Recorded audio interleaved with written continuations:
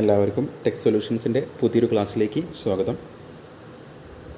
നമ്മളിന്ന് ഡിസ്കസ് ചെയ്യാൻ പോകുന്നത് ഇൻഡസ്ട്രിയൽ മാനേജ്മെൻറ്റ് ആൻഡ് സേഫ്റ്റി എന്ന സബ്ജക്റ്റിലെ തേർഡ് മൊഡ്യൂളിനെ കുറിച്ചാണ്. ഓക്കെ, അപ്പോൾ നമ്മൾ മുന്നേ ക്ലാസ്സിൽ പറഞ്ഞ പോലെ നമ്മുടെ തേർഡ് മൊഡ്യൂളിൽ നിന്നാണ് നമുക്ക് എക്സാം പോയിൻ്റ് ഓഫ് വ്യൂയിലൊക്കെ അല്ലെങ്കിൽ നമുക്ക് പഠിക്കാനുള്ള സിലബസ് നോക്കുമ്പോൾ നമുക്ക് പ്രോബ്ലമാറ്റിക് ആയിട്ടുള്ള ക്വസ്റ്റ്യൻസ് സോൾവ് ചെയ്യാനുള്ള ക്വസ്റ്റ്യൻസ് ഉണ്ടാകാറുള്ളത് നമുക്ക് തേർഡ് മൊഡ്യൂളിൽ നിന്നാണ്. നമ്മുടെ സിലബസ് പാറ്റേൺ അനുസരിച്ച് നമുക്ക് തേർഡ് മൊഡ്യൂളിലാണ് നമ്മുടെ പ്രോബ്ലമാറ്റിക് ക്വസ്റ്റ്യൻസ് വരുന്നുണ്ടായിരിക്കുക.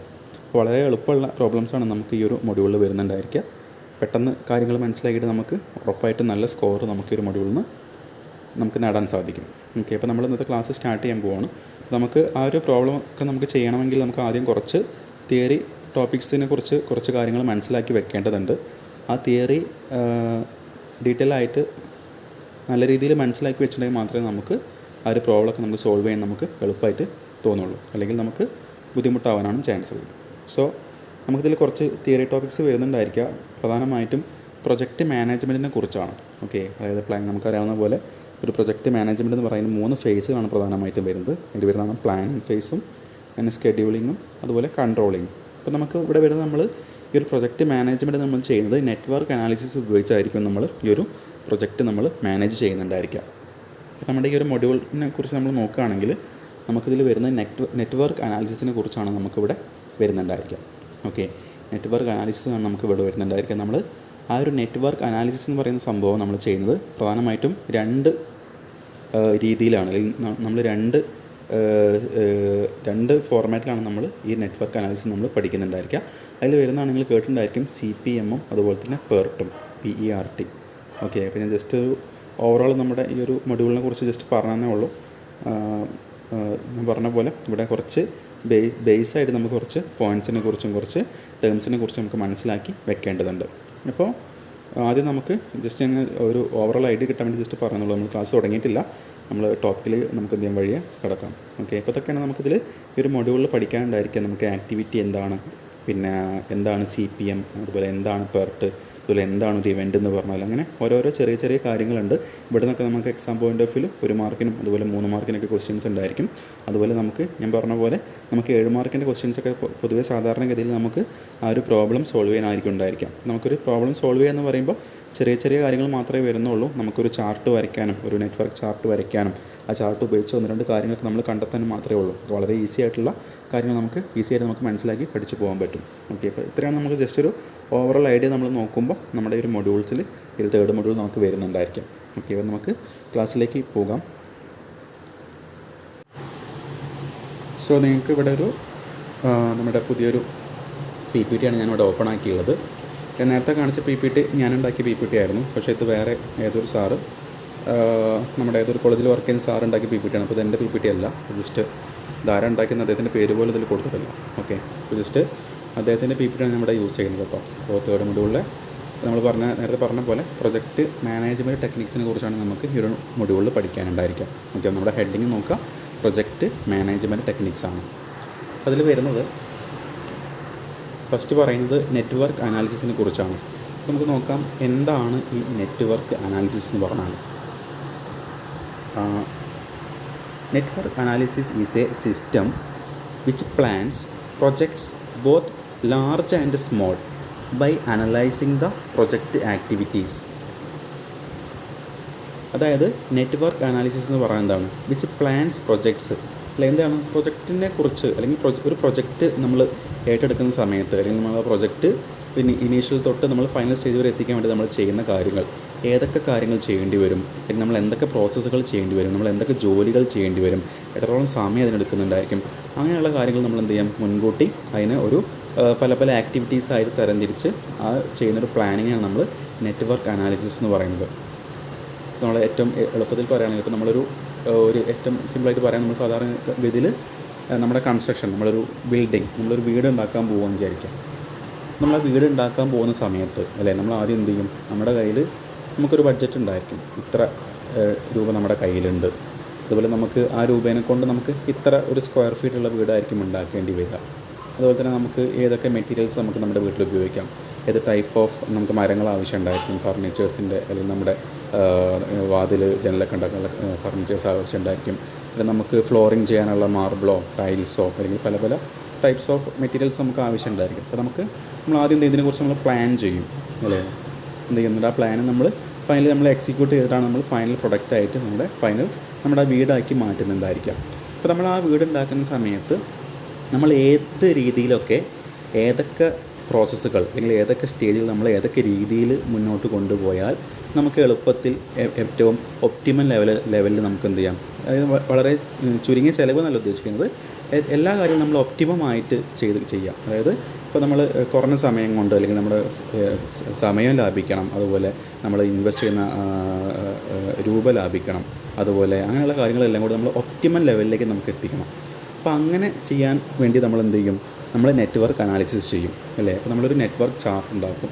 നമ്മൾ ചാർട്ട് പ്രകാരം നമ്മൾ എന്ത് ചെയ്യും, പല പല ആക്ടിവിറ്റീസ് നമ്മൾ എപ്പോൾ ചെയ്യണം, എങ്ങനെ ചെയ്യണം, എത്ര സമയം എടുക്കുന്നുണ്ടായിരിക്കും, ഏതൊക്കെ ആക്ടിവിറ്റീസ് കഴിഞ്ഞിട്ടാണ് അടുത്ത ആക്ടിവിറ്റീസ് ചെയ്യേണ്ടത്, അങ്ങനെ ഓരോ കാര്യങ്ങളും നമ്മൾ ഡീറ്റെയിൽ ആയിട്ട് പ്ലാൻ ചെയ്യുന്ന ആ ഒരു പ്രോസസ്സാണ് നമ്മുടെ ഒരു പ്രൊജക്റ്റ് മാനേജ്മെൻറ്റ് എന്ന് പറയുന്നത്. അപ്പോൾ നമുക്ക് ആ ഒരു പ്രൊജക്റ്റ് മാനേജ്മെൻറ്റ് സഹായിക്കാനുള്ള ഒരു അനാലിസിസാണ് നമ്മുടെ നെറ്റ്വർക്ക് അനാലിസിസ് എന്ന് പറയുന്നത്.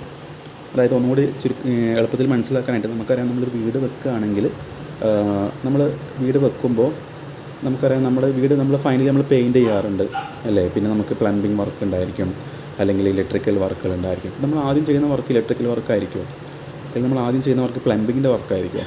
അല്ലല്ലോ. നമ്മൾ ആദ്യം എന്താ ചെയ്യുക, നമുക്ക് നമ്മുടെ ഫൗണ്ടേഷനാണ് വേണ്ടത് അല്ലേ. ഞാൻ പറഞ്ഞ പോലെ നമ്മൾ ആദ്യം ചെയ്യുന്നതായിരിക്കും, നമ്മൾ ഫൗണ്ടേഷൻ ഉണ്ടാക്കുമായിരിക്കും അല്ലേ. നമ്മളതിൻ്റെ തറയായിരിക്കും ആദ്യം പണിയുന്നതായിരിക്കും. പിന്നെ നമ്മൾ തറേൻ്റെ മേലേക്കുള്ള നമ്മുടെ കല്ലുകൾ വെച്ച് നമ്മൾ അത് അടുക്കി നമ്മളതിൻ്റെ എന്താ പറയുക, നമ്മൾ കല്ല് വെച്ച് നമ്മൾ പടവ് ചെയ്യും അല്ലേ. ശേഷം നമ്മൾ അതിനിടയ്ക്ക് ചിലപ്പോൾ നമ്മൾ നമ്മുടെ ജനലിൻ്റെയും വാതിലിൻ്റെയൊക്കെ കട്ടില വെക്കുന്നുണ്ടായിരിക്കും, ചിലപ്പോൾ ലാസ്റ്റ് ആയിരിക്കും വെക്കുന്നുണ്ടായിരിക്കും. അത് ചിലപ്പോൾ നമുക്ക് എന്ത് ചെയ്യും, സാധാരണ ഇതിൽ ചിലപ്പോൾ നമ്മൾ ഫൗണ്ടേഷൻ ചെയ്തതിന് ശേഷം ഉടനെ തന്നെ നമ്മൾ കട്ടില വെക്കാറുണ്ട്. ചില സാഹചര്യങ്ങൾ എന്തായിരിക്കും, ചില സ്ഥലങ്ങളിലൊക്കെ ഫൗണ്ടേഷൻ ചെയ്യും, പിന്നെ നമ്മൾ കല്ല് വെച്ച് പടവ് ചെയ്യും. പിന്നെ നമ്മൾ നെക്സ്റ്റ് ലെവലിൽ നമ്മുടെ സൺഷെയ്ഡിൻ്റെ ഒക്കെ ലെവലിലുള്ള ആ ഒരു ബെൽറ്റ് നമ്മൾ വാർക്കും അല്ലേ. പിന്നെ ശേഷം നമ്മൾ ബെൽറ്റിൻ്റെ മേലെ പിന്നെയും നമ്മൾ കല്ല് വെച്ച് പടവ് ചെയ്യും.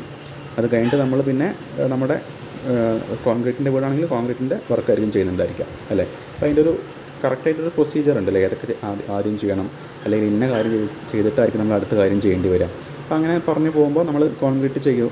ഞാൻ എക്സാമ്പിൾ പറയുന്നത് ജസ്റ്റ് ഒരു കോൺക്രീറ്റിൻ്റെ വീടാണ് ഉണ്ടാക്കാൻ പോകുന്നത്. നമ്മുടെ കോൺക്രീറ്റാണ് നമ്മൾ അതിൻ്റെ റൂഫിങ് കൊടുക്കാൻ പോകുന്നത്. അപ്പോൾ കോൺക്രീറ്റ് ചെയ്തു. ഇനി നമ്മളെന്ത് ചെയ്യുക, നമ്മുടെ ചുമരൊക്കെ വാൾസിന് എന്ത് ചെയ്യേണ്ടത്, നമ്മൾ സിമെൻറ്റിൻ്റെ പേസ്റ്റ് അല്ലേ നമ്മൾ പ്ലാസ്റ്റർ ചെയ്യേണ്ടി വരും. അപ്പോൾ അടുത്ത പ്രോസസ്സ് എന്ന് പറഞ്ഞാൽ നമ്മുടെ സിമെൻറ്റ് തേക്കലാണ് അല്ലേ. ശേഷം എന്തായിരിക്കും അടുത്ത പ്രോസസ്സ്, ഞാൻ സിമെൻറ്റ് തേക്കൽ എന്ന് പറഞ്ഞു. അപ്പോൾ നമ്മളെന്ത് ചെയ്യും, ചിലപ്പോൾ സാധാരണ സിമെൻറ്റ് തേക്കാറ് നമ്മളെന്ത് ചെയ്യും, അതിൻ്റെ മുന്നേ നമ്മൾ ഇലക്ട്രിക്കൽ വർക്കിന് വേണ്ടിയുള്ള നമ്മുടെ വയേഴ്സൊക്കെ ഇൻസേർട്ട് ചെയ്യാനുള്ള നമ്മുടെ പൈപ്പ്സ് എന്ത് ചെയ്യും, ഇതിനകത്ത് ഇൻസ്റ്റാൾ ചെയ്യും. അപ്പോൾ നമുക്ക് അതിൻ്റെ കല്ല് നമ്മൾ വീണ്ടും കട്ട് ചെയ്തിട്ട് എന്ത് ചെയ്യും, നമ്മൾ ആ ഒരു ചാനൽസ് കൊടുക്കാനുള്ള, നമ്മുടെ വയറിങ്ങിൻ്റെ ചാനൽസ് കൊടുക്കാനുള്ള ആ ഒരു കട്ടിങ് കൊടുക്കേണ്ടി വരും. അപ്പോൾ നമ്മൾ എന്ത് ചെയ്യും, ആ വർക്കും കഴിഞ്ഞിട്ടായിരിക്കും നമ്മൾ എന്ത് ചെയ്യുക, നമ്മൾ സിമെൻറ്റ് തേക്കുന്നുണ്ടായിരിക്കാം അല്ലേ. അപ്പോൾ അങ്ങനെ ഘട്ടം ഘട്ടമായിട്ട് ഓരോരോ വർക്കുകൾ ചെയ്യുന്നത്. അതേപോലെ ആ ഇലക്ട്രീഷ്യൻ വർക്കിൻ്റെ അതേ സമയത്ത് നമ്മൾ പ്ലംബിങ്ങിൻ്റെ വർക്കുകളും ചെയ്യുന്നുണ്ടായിരിക്കും അല്ലേ.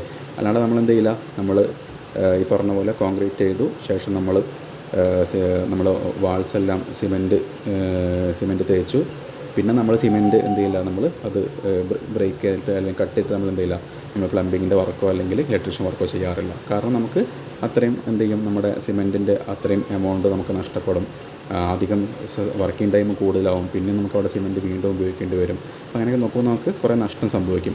അപ്പോൾ ഇങ്ങനെയുള്ള നഷ്ടങ്ങൾ സമയമായാലും സമ്പാദ്യമായാലും നഷ്ടപ്പെടാണ്ട് എല്ലാ കാര്യങ്ങളും ഏറ്റവും ഒപ്റ്റിമൽ ലെവലിൽ എത്തിക്കാൻ വേണ്ടിയിട്ട് നമ്മൾ എന്ത് ചെയ്യുന്നത്, ഈ ഒരു നെറ്റ്വർക്ക് അനാലിസിസ് നമ്മൾ ചെയ്യുന്നത്. അപ്പോൾ നിങ്ങൾക്ക് ഏകദേശം ഒരു ഐഡിയ കിട്ടിയിട്ടുണ്ടായിരിക്കും അല്ലേ. അതുപോലെ പിന്നെ നമ്മൾ എന്ത് ചെയ്യുക, നമ്മൾ നമ്മളെ പ്ലംബിംഗ് വർക്കും കഴിഞ്ഞു, ഇലക്ട്രീഷ്യൻ വർക്കും കഴിഞ്ഞു, സിമെൻറ്റ് നമ്മൾ വാൾസിൽ തേച്ചു. പിന്നെ നമുക്ക് വേണമെങ്കിൽ എന്ത് ചെയ്യാം, നമുക്ക് ഫ്ലോറിങ് ചെയ്യാം അല്ലേ. വേണമെങ്കിൽ ഫ്ലോറിങ് ചെയ്യുകയാണെങ്കിൽ ആദ്യം ഫ്ലോറിങ് ചെയ്യാം, പിന്നെ നമുക്ക് വേണമെങ്കിൽ പെയിൻറ്റിങ് ചെയ്യാം. നേരെ തിരിച്ചാകുമ്പോഴോ ആദ്യം പെയിൻറ്റിങ് ചെയ്യുന്നതിൽ പ്രശ്നമൊന്നുമില്ല. നേരത്തെ പറഞ്ഞ പോലെ തന്നെ നമ്മൾ പ്ലംബിങ്ങിൻ്റെയും ഇലക്ട്രീഷ്യൻ വർക്കിൻ്റെയും സിമെൻറ്റ് തേക്കുന്ന കാര്യം പറഞ്ഞ പോലെ തന്നെ നമുക്ക് എന്ത് ചെയ്യാം, പെയിൻറ്റിങ് ചെയ്തതിന് ശേഷം ഫ്ലോറിങ് ചെയ്യാം, അല്ലെങ്കിൽ ഫ്ലോറിങ് ചെയ്തതിന് ശേഷം പെയിൻറ്റിങ് ചെയ്യാം. അപ്പോൾ സംഭവിക്കുന്നത് എന്തായിരിക്കും, നമ്മൾ പെയിൻറ്റ് ചെയ്തിട്ട് ഫ്ലോറിങ് ചെയ്യുമ്പോൾ എന്താ സംഭവിക്കുക വെച്ചാൽ പിന്നെ നമ്മൾ പെയിൻറ്റ് ചെയ്ത് നമ്മുടെ ചുമരെല്ലാം നീറ്റായി ഉണ്ടായിരിക്കും. വീണ്ടും നമ്മുടെ വർക്കേഴ്സ് ഫ്ലോറിങ്ങിൻ്റെ വർക്ക് എടുക്കുമ്പോൾ ചിലപ്പോൾ എന്താണ് സിമെൻ്റ് എല്ലാം അവിടേക്ക് ചിലപ്പോൾ നമ്മുടെ ചുമരിലേക്ക് വാൾസിലേക്കൊക്കെ പോയിട്ട് വീണ്ടും നമ്മുടെ പെയിൻ്റ് എല്ലാം വൃത്തികേടാനുള്ള ചാൻസ് ഉണ്ടായിരിക്കും. നമ്മൾ സാധാരണ ഗതിയിൽ എന്ത് ചെയ്യും, ആദ്യം ഫ്ലോറിങ് ചെയ്യും, എല്ലാം ഫിനിഷിങ് അതിൻ്റെ ശേഷം മാത്രം നമ്മൾ എന്ത് ചെയ്യും, പിന്നെ ആയിരിക്കും നമ്മൾ പെയിൻറ്റിങ് ചെയ്യുന്നുണ്ടായിരിക്കുക. അങ്ങനെ ഓരോ പ്രോസസ്സുകൾ അല്ലെങ്കിൽ നമ്മളിതിന് പറയാം ഓരോ ആക്ടിവിറ്റീസ് എന്നാണ്. ഈ ആക്ടിവിറ്റീസ് നമ്മൾ എന്ത് ചെയ്യാം, കൃത്യമായ ഒരു ഓർഡറിൽ പോവുകയാണെങ്കിൽ, നമ്മൾ ആദ്യമേ മുൻകൂട്ടി പ്ലാൻ ചെയ്ത് നല്ലൊരു ഓർഡറിൽ പോവുകയാണെങ്കിൽ എന്തായിരിക്കും, ഞാൻ നേരത്തെ പറഞ്ഞ പോലെ എല്ലാ കാര്യങ്ങളും നമുക്ക് ഏറ്റവും ഒപ്റ്റിമം ലെവലിലേക്ക് നമുക്ക് എത്തിക്കാൻ സാധിക്കും. അപ്പോൾ നമുക്ക് ആ ഒരു ഒപ്റ്റിമം ലെവലിലേക്ക് എത്തിക്കുക എന്നുള്ളതാണ് നമ്മുടെ ഈ ഒരു പ്രൊജക്റ്റ് മാനേജ്മെൻറ്റ് ടെക്നിക്സിൻ്റെ ആ ഒരു പ്രധാനപ്പെട്ട ഉദ്ദേശം എന്ന് പറയുന്നത്. ഓക്കെ, അപ്പോൾ അതിൽ വരുന്നതാണ് നമ്മുടെ നെറ്റ്വർക്ക് അനാലിസിസ് എന്ന് പറയുന്നത്. നമ്മൾ പറഞ്ഞു നിങ്ങൾക്ക് ഏകദേശം എന്താണ് നെറ്റ്വർക്ക് അനാലിസിസ് എന്നും അതുപോലെ തന്നെ എന്താണ് പ്രൊജക്റ്റ് മാനേജ്മെൻ്റ് എന്നും ചെറിയൊരു ഐഡിയ കിട്ടിയിട്ടുണ്ടായിരിക്കും അല്ലേ. ഞാൻ പറഞ്ഞത് മനസ്സിലായെന്ന് വിചാരിക്കും, കുറച്ച് സ്പീഡിൽ പറഞ്ഞു പോയിട്ടുണ്ട്. ഇപ്പോൾ നമ്മുടെ വീടുണ്ടാക്കുന്ന ആ ഒരു രീതിയെ നിങ്ങൾ സങ്കല്പിച്ച് നോക്കുക. നമ്മൾ സാധാരണ രീതിയിൽ ഈ ഒരു നമ്മുടെ ബിൽഡിങ്ങിൻ്റെ കൺസ്ട്രക്ഷൻ്റെയാണ് സാധാരണ രീതിയിൽ നമ്മൾ എക്സാമ്പിളായിട്ട് പറയാറുള്ളത്. നോക്കാം. Network analysis is a system which plans projects both large and small by analysing the project activities. അപ്പോൾ ഈ പ്രൊജക്റ്റ് ആക്ടിവിറ്റീസ് പറയാൻ എന്താണ്, ഞാൻ നേരത്തെ പറഞ്ഞ പോലെ കല്ലിൻ്റെ പടവ്, foundation, painting, electrician work, plumbing, ഇതൊക്കെ നമ്മുടെ ഓരോ ആക്ടിവിറ്റീസ് ആയിട്ട് വരുന്നത്. അപ്പോൾ നമ്മൾ ഈ ഓരോ ആക്ടിവിറ്റീസിനെ കുറിച്ചും നമ്മൾ എന്ത് ചെയ്യാം, നമ്മൾ അനലൈസ് ചെയ്തുകൊണ്ട്, അത് വലിയ പ്രൊജക്റ്റ് ആയിക്കോട്ടെ അല്ലെങ്കിൽ ചെറുതായിക്കോട്ടെ, അതിനെക്കുറിച്ച് എന്ത് ചെയ്യാം, നമ്മൾ ഡീറ്റെയിൽ ആയിട്ട് അനലൈസ് ചെയ്തുകൊണ്ട് നമ്മൾ ചെയ്യുന്ന ആ ഒരു പ്രോസസ്സ് നമ്മൾ ബേസിക്കലി നമ്മൾ പറയുന്നത് നമ്മുടെ നെറ്റ്വർക്ക് അനാലിസിസ് എന്ന്. ഓക്കെ, രണ്ടാമത്തെ പോയിൻ്റ് നോക്കുക. Projects are broken down to individual task or activities which are arranged in logical sequence. നമ്മൾ പറഞ്ഞ പോലെ പ്രൊജക്റ്റ് എന്ത് ചെയ്യും, broken into individual task. അപ്പോൾ ഓരോ ചെറിയ ചെറിയ വർക്കുകളായിട്ട് അല്ലെങ്കിൽ ഇൻഡിവിജ്വൽ ടാസ്കുകളായിട്ട് എന്ത് ചെയ്യും, അതിനെ ബ്രേക്ക് ഡൗൺ ചെയ്യും, അല്ലെങ്കിൽ ഇൻഡിവിജ്വൽ ആക്ടിവിറ്റീസ് ആയിട്ട് നമ്മൾ ബ്രേക്ക് ഡൗൺ ചെയ്യും. ശേഷം എന്ത് ചെയ്യും, which are arranged in logical sequence. അല്ലെ, നമ്മൾ നേരത്തെ പറഞ്ഞ ലോജിക്ക് ഉണ്ടല്ലോ, അല്ലേ, നമ്മൾ ഫ്ലോറിങ് കഴിഞ്ഞിട്ടായിരിക്കും നമ്മൾ പെയിൻറ്റിങ് ചെയ്യുന്നുണ്ടായിരിക്കും. ആ ഒരു ലോജിക്കൽ ഓർഡറിൽ നമ്മൾ എന്ത് ചെയ്യും, ആ ഒരു സീക്വൻസിൽ നമ്മൾ ലോജിക്കൽ ഓർഡറായിട്ട് മാറ്റിയെടുക്കും. അടുത്ത point, it is also decided as which task will be performed simultaneously. അതുപോലെ നമ്മൾ എന്ത് ചെയ്യും, നമ്മൾ അതിന് കൂടെ നമ്മൾ തീരുമാനിക്കും എന്താണ്, it is also decided as which task will be performed simultaneously.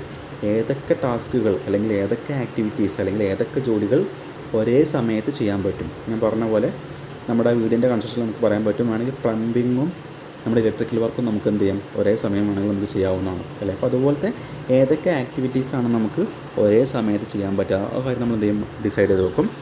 ശേഷം A network diagram is constructed. അപ്പോൾ ഈ ഇതുവരെ പറഞ്ഞ കാര്യങ്ങളെല്ലാം വെച്ചുകൊണ്ട് നമ്മൾ എന്ത് ചെയ്യും, ഒരു നെറ്റ്വർക്ക് ഡയഗ്രാം നമ്മൾ കൺസ്ട്രക്ട് ചെയ്യും, which presents visually the relationship between all the activities involved. അപ്പോൾ നമുക്ക് എന്ത് കിട്ടും, ആ ഒരു നെറ്റ്വർക്ക് ഡയഗ്രാം ഉപയോഗിച്ച് നമുക്ക് എന്ത് ചെയ്യാൻ പറ്റും, അവിടെ ചെയ്യാൻ പോകുന്ന എല്ലാ വർക്കുകളെ കുറിച്ചും അല്ലെങ്കിൽ എല്ലാ ആക്ടിവിറ്റീസിനെ കുറിച്ചും എന്ത് ചെയ്യും, ആ ഓരോ വർക്കുകൾ എപ്പോൾ ചെയ്യണം, ഏതൊക്കെ ചെയ്തതിന് ശേഷമാണ് അടുത്ത വർക്കുകൾ ചെയ്യേണ്ടത്, അതുപോലെ ഏതൊക്കെ വർക്കുകൾ ഒരുമിച്ച് ചെയ്യാനുള്ള കാര്യം നമുക്ക് എന്ത് ചെയ്യാം, ആ നെറ്റ്വർക്ക് ഡയഗ്രാം നോക്കി നമുക്ക് മനസ്സിലാക്കാൻ പറ്റും.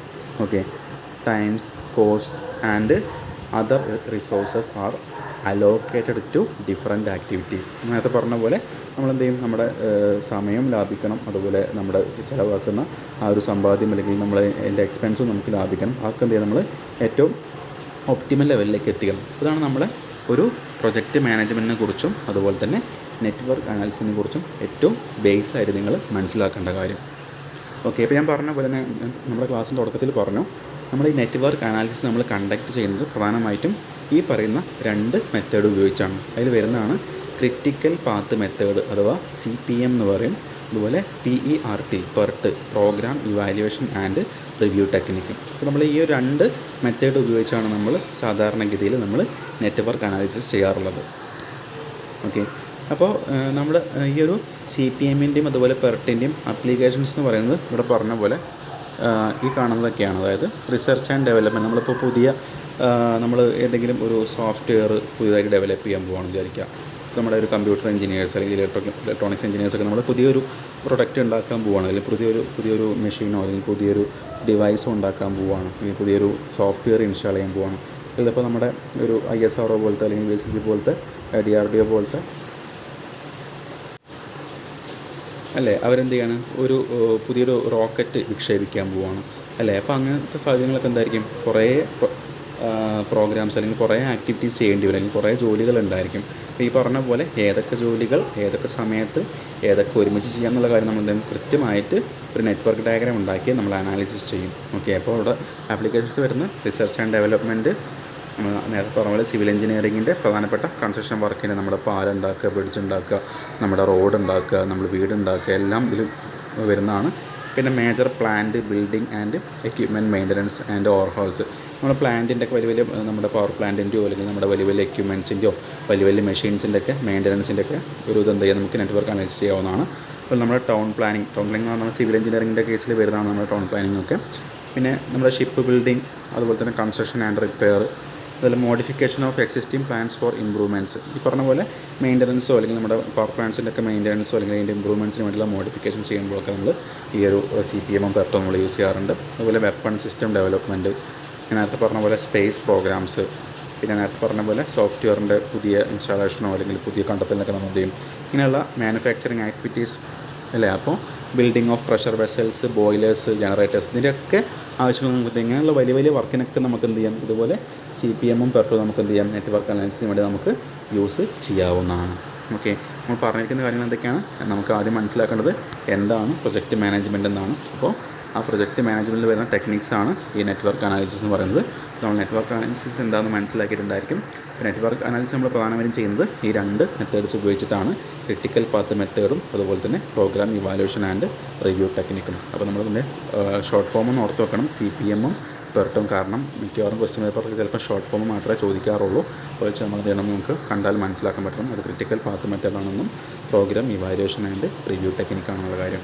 ഓക്കെ, അപ്പോൾ നമ്മളതിൻ്റെ ആപ്ലിക്കേഷൻസും പറഞ്ഞു. CPM പെർട്ടിന് നമുക്ക് എക്സാം പോയിൻ്റ് ഓഫ് വ്യൂ ആണെങ്കിൽ 3 മാർക്കിനോ അല്ലെങ്കിൽ 7 മാർക്കിനൊക്കെ ക്വസ്റ്റ്യൻസ് പ്രതീക്ഷിക്കാവുന്നതാണ് നമ്മുടെ CPM പെർട്ടിൻ്റെ ഒക്കെ ആപ്ലിക്കേഷൻസ്. ഇനി നമുക്ക് വരുന്നത് നമ്മൾ ആദ്യം പഠിക്കാൻ പോകുന്നത് നമ്മുടെ CPM കുറിച്ചാണ്. ഓക്കെ, ക്രിട്ടിക്കൽ പാത്ത് മെത്തേഡിനെ കുറിച്ചാണ് നമ്മൾ ആദ്യം പറയാൻ പോകുന്നത്. അപ്പോൾ കോമൺലി നമ്മൾ CPM യൂസ് ചെയ്യുന്ന കുറച്ച് ടേംസിനെ കുറിച്ച് നമ്മൾ ആദ്യം മനസ്സിലാക്കാനുണ്ട്. ഓക്കെ, എന്താണ് ആക്ടിവിറ്റി, അതുപോലെ എന്താണ് ആക്ടിവിറ്റി അല്ലെങ്കിൽ ഓപ്പറേഷൻ, എന്താണ് അതുപോലെ ഇവൻറ്റ്, അങ്ങനെയുള്ള ഞാൻ നേരത്തെ പറഞ്ഞ പോലെ കുറച്ച് ബേസിക് കാര്യങ്ങൾ നമുക്കിതിൽ മനസ്സിലാക്കി വെക്കാനുണ്ട്. ഓക്കെ, നമുക്ക് എന്ത് ചെയ്യാം, നിങ്ങൾക്ക് ഏകദേശം നെറ്റ്വർക്ക് അനാലിസിസ് എന്താ മനസ്സിലാക്കിയിരിക്കുന്നത്. അപ്പോൾ എന്ത് ചെയ്യാം, നമുക്ക് ബാക്കിയുള്ളത് നമുക്ക് നെക്സ്റ്റ് ക്ലാസ്സിൽ നമുക്ക് ഡിസ്കസ് ചെയ്യാം. ഓക്കെ, അപ്പോൾ ഇത്രയും പറഞ്ഞ കാര്യങ്ങൾ നല്ല ഡീറ്റെയിൽ ആയിട്ട് കാര്യങ്ങളൊന്ന് മനസ്സിലാക്കി വെക്കുക. ഇത് നമ്മുടെ ബേസാണ്. ഈ ബേസ് മനസ്സിലാക്കിയിട്ടുണ്ടെങ്കിൽ നമുക്ക് എന്ത് ചെയ്യേണ്ടത്, നമുക്ക് ബാക്കി പോർഷൻസിലേക്ക് പോകാനായിട്ട്. ഓക്കെ, തൽക്കാലം നമ്മൾ ഈ ക്ലാസ് ഇവിടെ വെച്ച് ബ്രേക്ക് ചെയ്യുകയാണ്. നമുക്കിതിൻ്റെ ബാക്കി അടുത്ത ക്ലാസ് ഡിസ്കസ് ചെയ്യാം. Okay, thank you for watching.